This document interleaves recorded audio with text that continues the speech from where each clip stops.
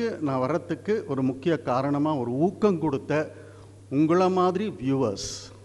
அந்த வியூவர்ஸ் இல்லைன்னா இவ்வளோ தூரத்துக்கு நம்ம வந்திருக்க முடியாது யாருமே.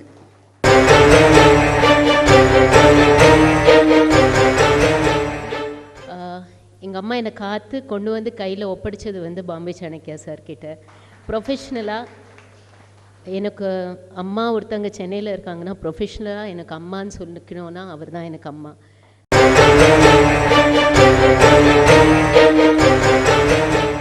உலகம் ஃபுல்லாக இப்போ பன்மடங்கு வரவேற்பு இந்த சீரியலுக்கு கிடைக்கிறது. சீரியல் சொல்கிறதே எனக்கு பிடிக்கல. இது எப்படி சொல்கிறது எனக்கு தெரியல. அது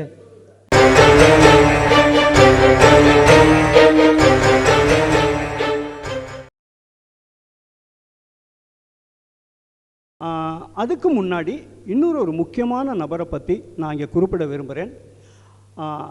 I am sure that he is the oldest person in this hall right now.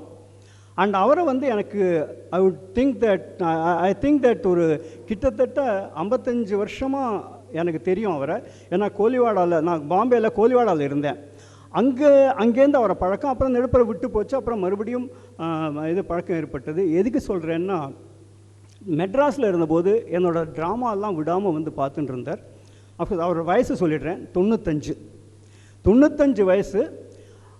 அங்கே விடாமல் பார்த்துட்டு இருந்தது இல்லாமல் கர்மாவையும் தொடர்ந்து பார்த்து நான் வந்து இது மாதிரி பெங்களூரில் மீட். ஏன்னா அவர் வந்து அவரோட சன் இதில் இருக்கா, ஹைதராபாத்தில் இருக்கா, பாம்பேயில் இருக்கா, தென் இதில் வந்து இஃப் ஐ ரிமெம்பர் ரைட் கல்லிடக்குறிச்சியில் இருக்கா. அப்படி ஒவ்வொரு இடத்துக்கும் போகிறவர் தெய்வாதீனமாக இப்போ பெங்களூரில் இருந்தார். ஸோ எனக்கு தெரியாது பெங்களூரில் இருக்காருன்னு. நான் வந்து இது போஸ்டரை போட்ட உடனே ரெஸ்பாண்ட் பண்ணார். நான் அப்போ கூட கேட்டேன் அவர்கிட்ட, சார் இது பெங்களூரில் நடக்கிறது அப்படின்னு. இல்லை நான் பெங்களூரில் தான் இருக்கேன், நான் வரலாமா?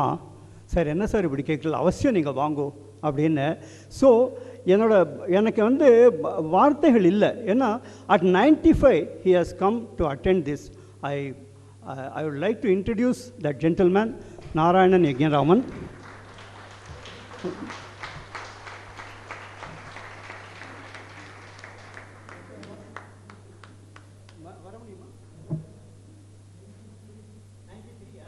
Okay, he corrects me, 93. That doesn't make much of a difference anyway. So,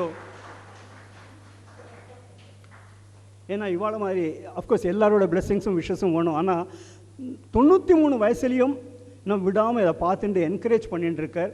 and of course it's not out of place to say that he has been contributing also regularly for this cause. I would say, அதான் நான் அங்கே எழுதியிருக்கேன், confluence of minds to promote a cause. I don't consider this as a serial at all. இது ஒரு அக்ரஹாரம் way of லைஃப்பை வந்து நம்ம எல்லாருமே சேர்ந்து ப்ரமோட் பண்ணிகிட்டு இருக்கோம் அப்படின்னு தான் நினச்சிட்டு இருக்கேன். அந்த விதத்தில் இவர் வந்து உறுதுணையாக இருக்கார், இன்றைக்கி வந்திருக்காருங்கிறது எனக்கு ரொம்ப ரொம்ப சந்தோஷமான விஷயம். Thank you sir, thank you so much. Thank you sir. Here you go. Now I'd request Sairam to say a few words. எல்லாருக்கும் வணக்கம். ஃபர்ஸ்ட் ஆஃப் ஆல் என்னுடைய சின்சியர் தேங்க்ஸ்.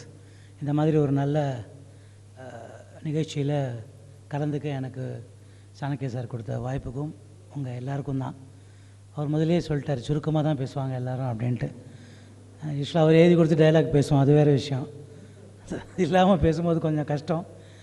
பட் ஒரே ஒரு சின்ன விஷயம் மட்டும் நான் சொல்ல நினைக்கிறேன். ஆர்டிஸ்ட்டுக்கு வந்து நிறைய வாய்ப்பு கிடைக்கும், பேர் கிடைக்கும், புகழ் கிடைக்கும், பணம் கிடைக்கும், எல்லாமே கிடைக்கும். பட் எங்கே வந்து ஒரு ஆர்டிஸ்ட்டுக்கு ஒரு ஸ்டேஜில் இதெல்லாம் வந்து ஒரு ஸ்டேச்சுரேஷன் பாயிண்ட் வந்துடும். ஒரு நல்ல விஷயம் பண்ணுறோம், அது நம்ம மனசொப்பி பண்ணுறோம், அது நிறைவாக பண்ணுறோம், நம்மக்கிட்ட இருக்கிற திறமையும் வெளிக்கொணரத்துக்கு இன்னொருத்தர் பாடுபடுறது ரொம்ப முக்கியம். நமக்கே தெரியாது நம்ம இன்போன் டேலண்ட் என்னன்றது. அது எல்லா ஆர்டிஸ்ட்டுக்கும் கிடைக்குமான்னு எனக்கு தெரியல. I am one of the luckiest one. ஏன்னா எனக்குள்ளே இருக்கிற எனக்கு நான் டியூன் பண்ணாத ஒரு விஷயங்களெல்லாம் டியூன் பண்ணி திரு சாணக்கியா சார் அவர்கள் வெளியே கொண்டு வந்தார். ஸோ அந்த வகையில் I feel I am very lucky. சில சமயம் அது கிடைக்கும், ஆனால் அதுக்கான பாராட்டு கிடைக்காது. ஏன்னா அது வந்து ஒரு ரொம்ப பார்க்கப்படாத ஒரு சேனலில் போயிடும். ஸோ நல்ல கலை ரசிகர்கள் பாராட்டுவாங்க எல்லாம், பட் ஒரு மாஸ் அப்பீல் இருக்காது அதுக்கு. ஒரு சாதாரண ஒரு ரெகுலர் சீரியலுக்கு கிடைக்கிற மாஸ் அப்பீல் அதுக்கு கிடைக்காமல் இருக்கும் அந்த பீரியடில். ஆனால் அதான் சொல்லுவாங்க, நல்ல விஷயங்கள் காலம் கடந்து நிற்கும்னு சொல்கிறது நான் கர்மா 2 தான் சொல்லுவேன். ஏன்னா அப்போது இதுக்கு கிடைச்ச வரவேற்பை விட ஓகே அப்படி வச்சுப்போம். இது இது இது இது வந்து உலகம் ஃபுல்லாக இருக்கிற அத்தனை பேர்கிட்டையும் அது கொண்டு போய் சேர்ந்து அது மூலமாக எங்களுக்கு வந்து ஒரு ரெகக்னேஷனும் பாராட்டும் கிடைக்குது இல்லை. இதுதான் நாங்கள் இவ்வளோ வருஷம் ஒரு 27 வருஷம் நான் ட்ராவல் ஆகிருக்கேன் இந்த ஃபீல்டில். எனக்கு கிடைச்ச மிகப்பெரிய அவார்டு பாராட்டு அப்படின்னு நான் நினைக்கிறேன். ஏன்னா இவ்வளோ பேர் இங்கே வந்திருக்கிறவங்க மட்டும் இல்லை, கமெண்ட்ஸ் பார்க்குறேன் யூடியூப்பில், நாங்கள் வெளியூர் போகிறோம், ரோட்டில் போகிறோம் வரோம், ஒரு கமர்ஷியல் சீரியலுக்கு கிடைக்கக்கூடிய வரவேற்பை விட அதிக மடங்கு இதுக்கு வந்து நேராக வந்து பேசுகிறாங்க. அதுக்கு உங்களை மாதிரி நல்ல உள்ளங்கள் தான் காரணம். நான் இப்போ சொல்கிறது எக்ஸாஜரேட்டடாக நினைக்காதீங்க. இந்த சீரியல் 2006 நின்றுது. 2021 இப்போ ஆரம்பிக்கிற வரைக்குமே நான் மேடை பாடகன், நான் ஒரு ட்ரூப் வச்சுருக்கேன், நிறைய சீரியலில் நடிக்கிறேன்.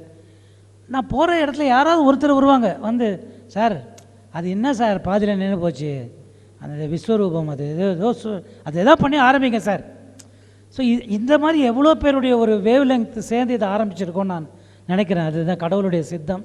ஸோ இது எல்லாம் உங்களால் தான் சாத்தியமாச்சு, உங்களை மாதிரி அருமையான ரசிகர்களால் தான்.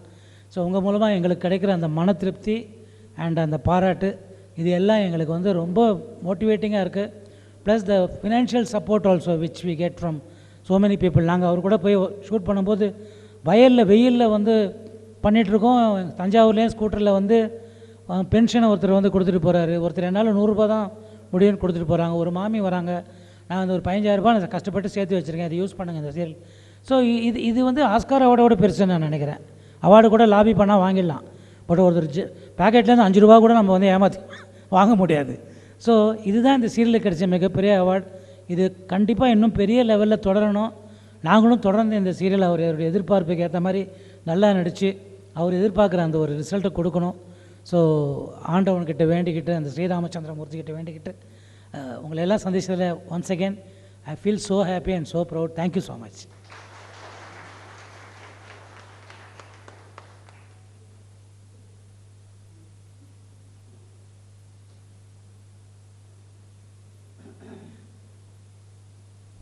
தேங்க்யூ சாய்ராம்ஜி. இந்த நிகழ்ச்சிக்கு வந்து நான் சடனாக நேற்றுக்கு லேட் ஈவினிங் ஸ்ட்ரைக் ஆச்சு. அதாவது நிறைய பேர் வந்து பார்ட்டிசிபேட் பண்ணுவாங்க, பெங்களூரில் இருக்கிறவாலும் சரி வெளியூரில் இருக்கிறோம், சார் நாங்கள் மிஸ் பண்ணுவோம் சார், எப்படியாவது எங்களுக்கும் இது வந்து பார்க்கணுன்னு ஆசையாக இருக்குது அப்படின்னு சொன்னபோது தென் இட் சடன்லி எனக்கு தோணித்து, சரி ஒரு வீடியோ எடுத்தால் என்ன அப்படின்னு. பட் நேற்றுக்கு நைட்டில் எங்கே சடனாக எங்கேருந்து பெங்களூரில் அங்கே அரேஞ்ச் பண்ணுறது அப்படிங்கிற போது இங்கே பெங்களூரில் ஸ்ரீதர்னு இருக்கார், ஆடிட்டர் ஸ்ரீதர், அவர்கிட்ட நான் ஃபோன் பண்ண உடனே அவர் வந்து சார் டன் சார் அப்படின்னார். அது உட்காண்டிருக்கார் பின்னாடி லாஸ்ட் ரோவில் உட்காண்டிருக்கார். So my sincere thanks to mister Sridhar for that. ஏன்னா நீங்கள் நினச்சி பாருங்கள், நைட்டு சொல்லி டக்குன்னு காலத்தால் அரேஞ்ச் பண்ணோம். So that he has done. Thanks a lot for that sir. And thank you. அப்புறம் வந்து நம்ம Bangalore boy Balaji, I request him to say a few words. ஃபோனில் நிறைய பேசுவே, அதே மாதிரி பேசிவிடு.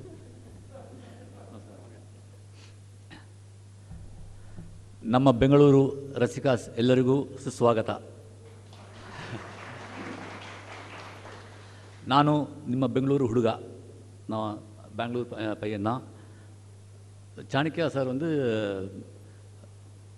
ரொம்ப வருஷமாக தெரியும், சொன்ன மாதிரி மோர் தென் 30 இயர்ஸ் தெரியும்.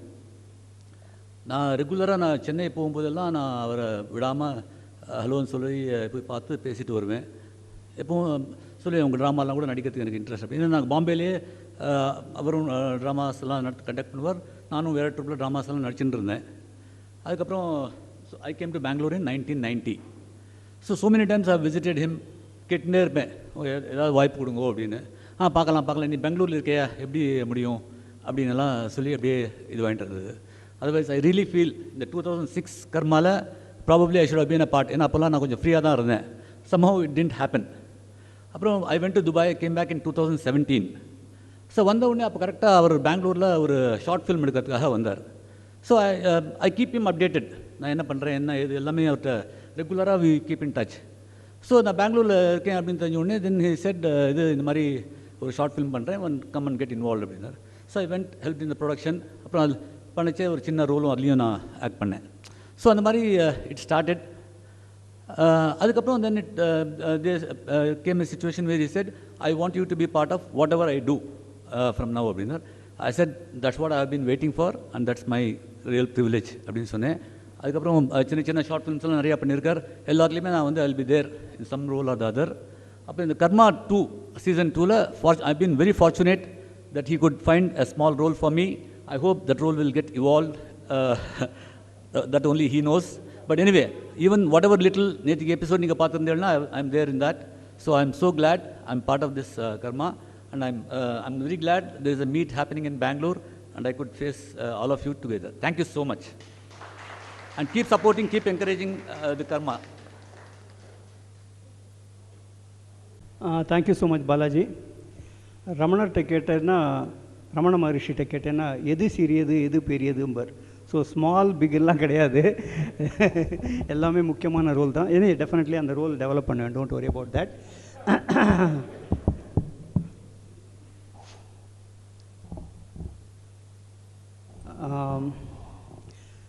அதாவது சோமசேகர கணபாடியோட குடும்பத்தை சின்ன பின்னமாக்கி உது தெரியாமல் பிரித்து எல்லாரையும் அப்படியே சிரிச்சுண்டே கண்ணு முள்ள அப்படி மாறும். அப்படிப்பட்ட, அதாவது அந்த கேரக்டராகவே மாறின, இதுக்கு மேலே டிஸ்கிரிப்ஷன் தேவையா?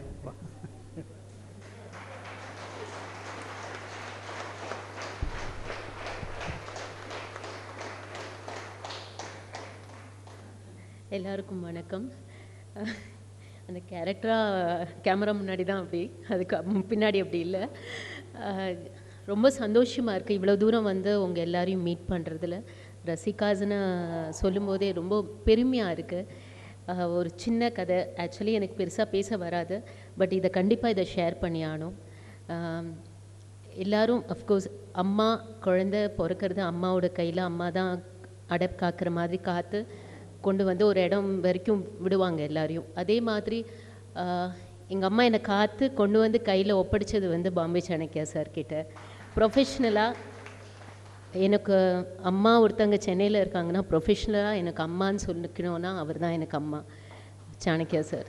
ஏன்னா ஃபஸ்ட்டு என்னை இன்ட்ரடியூஸ் மெகா சீரியலில் இன்ட்ரடியூஸ் பண்ணது அவர் தான். அழகாக ஒரு குருவி அடக்காக்குற மாதிரி என்னை காத்து எனக்கு பறக்க சொல்லி கொடுத்து என்னை பறக்க வச்சு அனுப்பினார். ரொம்ப சந்தோஷமாக எல்லாம் கற்றுக்கிட்டோம் அப்படின்ட்டு எல்லா இடத்துலையும் நல்ல பேர் வாங்கினேன். ஆனால் எங்கள் அம்மா கிட்ட நல்ல பேர் வாங்க முடியல. எங்கள் அம்மா நான் எத்தனையோ கேரக்டர்ஸ் பண்ணியிருக்கேன், நிறைய சீரியல்ஸ் பண்ணேன் வெளியில் போய். அதுக்கப்புறம் ஒரு 2 வருஷத்துக்கு அப்புறம் நான் விஸ்வரூபம் ஆக்சுவலி கர்மா அதில் கமிட் ஆகும்போது அந்த ரோல் பார்த்து தான் அம்மாவுக்கு ரொம்ப திருப்தி. ரொம்ப நல்லா பண்ணுற அப்படின்னு அப்போ தான் அவங்க வாயால் ஒரு வார்த்தை வந்தது. ஆனால் சொன்ன மாதிரி அன்ஃபார்ச்சுனேட்லி அது ராஜ் டிவியில் வந்து அது பாதியில் நின்னதுனால எங்கள் அம்மா சொன்னால் உனக்கு தலையெழுத்து இல்லை இதில் ப்ரூஃப் பண்ணுறதுக்கு. ஏன்னா நீ பண்ண ஒரு நல்ல ரோலும் வந்து பெருசாக வெளியில் பேசப்படல, அது பாதியில் நின்று போச்சு. நீ அதுக்கப்புறம் என்ன வேணால் பண்ணிக்கோ, எனக்கு திருப்தி இல்லை. நான் பார்க்க மாட்டாங்க என்னோடய மெகா சீரியல் எதுவுமே, அதுக்கப்புறம் அவங்க பார்க்க மாட்டாங்க. திரும்பவும் சார் யூடியூப்பில் இதை போட ஆரம்பித்ததுக்கப்புறம் திரும்பவும் இதை பார்த்துட்டு அதே புலம்பல் தான் புலம்பினாங்க, உனக்கு இல்லைடி தலையெழுத்து. அப்புறம் இப்போ விட்டுட்டேன் நான் நடிக்கிறது. ஆக்சுவலாக லாஸ்ட் 5 இயர்ஸாக நான் நடிக்கிறது இல்லை, குழந்தைங்க பிறந்ததுக்கப்புறம். ஸோ அது கடவுள் சித்தம். இப்போ தான் எனக்கு என் தலையெழுத்து வந்திருக்குன்னு நினைக்கிறேன். கரெக்டாக நடிக்கணும்னு ஆசைப்படும் போது சாரும் இதை ஆரம்பிக்க போகிறதா சொன்னார். கூடவே வேறு சீரியல் பண்ணும்போதும் என்னை திரும்பவும் ருக்குன்னு கூப்பிடுறாங்க எல்லா இடத்துலையும். அது எனக்கு 2 விதத்தில் எனக்கு இப்போ என்ன சந்தோஷம்னா, என்னோடய ஆக்சுவல் அம்மாவையும் திருப்தி பண்ணியிருக்கேன், என்னோடய குருநாதர் அம்மா அவரையும் நான் திருப்தி பண்ணிகிட்ருக்கேன் இந்த கேரக்டர் மூலமாக. ஸோ இதுக்கப்புறமாவது என்னோடய ட்ராவல் இதே மாதிரி இருக்கணும்னு இறைவனை வேண்டிக்கிறேன். தேங்க்யூ. தேங்க்யூ ருக்கு. சாரி ப்ரீத்தி, நான் ப்ரீத்திங்கிற பேரே மறந்து போயிடுது எனக்கு, ருக்கு தான். ஸோ அடுத்ததாக அஃப்கோர்ஸ் யார் பேச போகிறான்னு தெரியும் உங்களுக்கு. பட் பிஃபோர் தேட் வந்து நீங்களே இருக்கோம், இருந்தாலும் எப்படியாவது நாங்கள் ட்ரை பண்ணி வரோம் அப்படின்லாம். ஸோ எப்போ அந்தளவுக்கு நீங்கள் வந்து ஒரு என்ன சொல்கிறது, ஒரு பிரேமையோட ஒரு அபிமானத்தோடு வந்திருக்கீங்களோ, இந்த இது நம்ம ஃபேஸ் டு ஃபேஸ் முடிஞ்சதுக்கப்புறம் உங்கள் எல்லாருக்குமே ஒரு சின்ன சாவனேர் மாதிரி கொடுக்கலான்னு இருக்கேன்.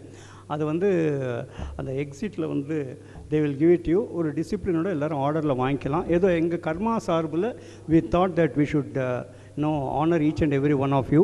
அந்த ஒரு சின்ன சாங் எல்லோரும் கட்டாயமாக வாங்கிக்கணும் எல்லோரும். அண்ட் நவ் அஃப்கோர்ஸ் 15 வருஷத்துக்கு முன்னாடி எப்படி அந்த ஆகிருதி, அந்த கம்பீரம், அதாவது இன்னொன்று ஒரு சின்ன விஷயம் சொல்லிடுறேன். என்ன ஆயிடுத்துன்னா, இவரும் சாயராமும் சரி இவரும் சரி வேறு சில சீரியலில் நடிக்கிறதுனால அந்த மீசை தாடியெல்லாம் கண்டினியூட்டி ஆகிடுது. ஸோ அவருக்கு வந்து மீசை எடுக்க முடியாத ஒரு சூழ்நிலை, இவருக்கு வந்து இதை வளர்த்துக்க வேண்டிய ஒரு சூழ்நிலை. என்கிட்ட வந்து சொன்னால், சார் என்ன சார் பண்ணுறது இப்போ? நான் சொன்னேன், இருந்தால் இருந்துட்டு போட்டோம். அப்படி இருந்தாலும் அதாவது the character is much more important than the look. Of course look also matters. இப்போ நீங்கள் பார்த்தீங்கன்னா சில ஆர்டிஸ்ட் வந்து அப்போ நடித்தவன் இப்போ நடிக்க முடியாமல் ஆகிடுது. அப்போ அதான் சொன்னேன், the faces may change but the characteristics will remain. அந்த மாதிரி 15 வருஷத்துக்கு அப்புறமும் அதே கனபாடிகளாக வாழ்ந்து கொண்டிருக்கும் பூவிலங்கு மோகன் அவர்கள்.